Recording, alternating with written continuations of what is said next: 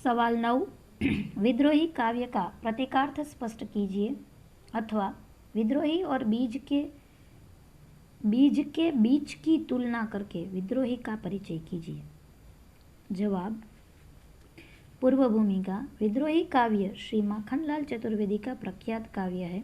प्रस्तुत काव्य में वृक्ष के माध्यम से एक छोटे से बीज को विद्रोही का प्रतीक बनाकर तत्कालीन परिवेश के अनुरूप विदेशी शासन के विरुद्ध विद्रोह कर रहे नवयुवा विद्रोहियों की प्रशंसा करते हुए उसके त्याग, बलिदान, शौर्य, अपूर्व साहस एवं कठिन परिस्थितियों में भी अडिग रहने के उनके गुणों का गौरव गान किया है।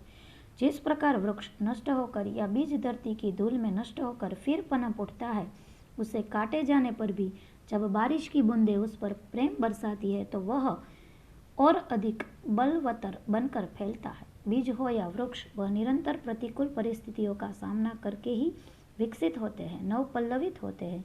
ठीक उसी प्रकार विद्रोही भी प्रतिकूल परिस्थितियों में ही अधिक बलवान बनता है, दृढ़ निश्चयी बनता है। वह भी एक वृक्ष या बीज के समान संघर्ष करता हुआ अपने लक्ष्य की ओर आगे बढ़ता है। प्रस्तुत कविता में इसी बात की अभिव्यक्ति कवि ने बीज के प्रतीक के माध्यम से व्यक्त की है। वृक्ष या बीज विद्रोही व्यक्ति का प्रतीक है। प्रस्तुत काव्य में विद्रोही के जीवन संघर्ष को, उसकी आत्मशक्ति एवं दृढ़ता तथा अपने देश एवं देशवासियों के प्रति उनकी निष्ठा, त्याग एवं आत्म बलिदान की भावना को कवि ने वृक्ष के एक छोटे से बीज के प्रतीक के माध्यम से प्रस्तुत किया है।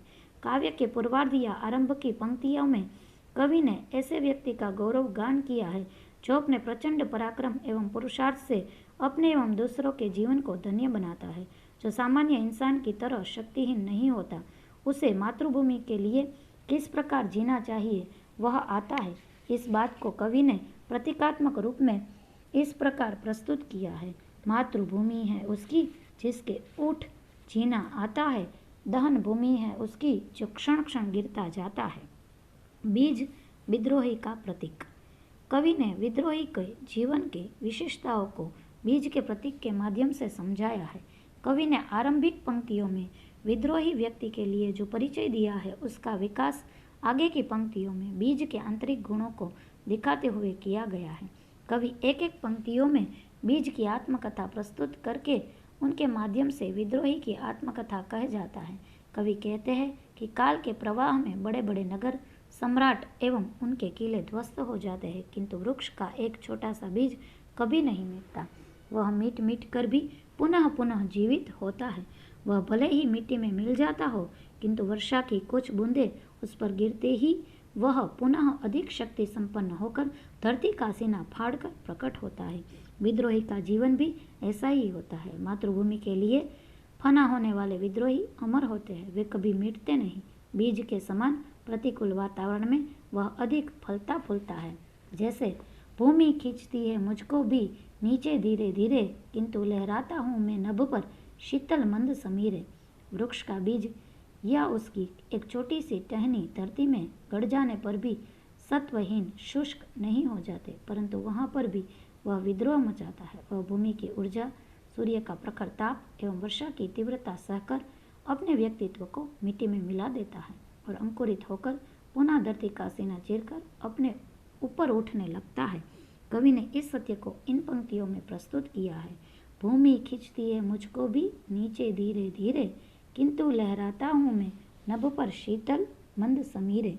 इस प्रकार विद्रोही भी विपरीत परिस्थितियों से अधिक शक्तिशाली बनता है। बीज या वृक्ष के समान निस्वार्थ त्याग भावना। कवि ने बीज या वृक्ष के प्रतीक के माध्यम से विद्रोहियों का निस्वार्थ त्याग, समर्पण एवं बलिदान की भावना का परिचय दिया है। जिस प्रकार वृक्ष के फल, फूल, पत्ते, छाल आदि किसी न किसी रूप में हमारे लिए उपयोगी होती है, रोगियों के लिए औषधियाँ भी इनसे बनाई जाती है, वस्तुतः इनकी कुर्बानियों से ही मानव जीवन सुखमय बनता है। यहाँ तक कि अनजाने पथिकों को भी वे अपनी शीतल छाया देकर सुख प्रदान करते हैं। बीज या वृक्ष नित्य नवीन रहते हैं। आंधी आए या तूफान, आकाश अग्नि बरसाए या बरसात, ऋतुएं आती रहे और चाहे जितनी यातनाएं दे, फिर भी वृक्ष हमेशा लहराता है, मुस्कुराता है, हरा भरा रहता है। ठीक वैसे ही विद्रोही भी सभी परिस्थितियों को सहता हुआ अपने मार्ग पर चलता रहता है। वह विनाश पर भी नवनिर्माण करना सीख जाता है, विनाश में भी सौभाग्य देखता है। यहाँ लखो अपना लहराना, हरियाणा मुस्काना, विद्रोही सीखे विनाश पर नित सौभाग्य बसाना। इस प्रकार कवि ने बीज और विद्रोह के बीच समानता दिखाई है। बीज के समान जीवन शक्ति से परिपूर्ण। कविता के उत्तरार्ध में कवि ने बीज को प्रबल जीवन शक्ति से युक्त कहा है। बीज हर जगह पर अपने लिए जगह बना लेता है। वह कहीं भी अंकुरित हो जाता है। जहाँ मनुष्य एवं पशु तक जा न सके, ऐसे स्थानों पर वह लहराता हुआ दिखाई देता है। बीज के समान विद्रोही भी ऐसा ही होता है। सूर्य की प्रखर ताप चुपचाप सह लेता है, किंतु वर्षा से जल प्राप्त कर वह प्रकृति से अपने तृप्त होने की कीमत वसूल कर लेता है। विद्रोही भी साम्राज्यवादियों के खून से अपने खून की कीमत वसूल कर लेता है। आतप रक्त पिए हम वर्षा से वसूल कर लेते, विद्रोही है विश्वद्वार पर प्रतिपल धरना देते।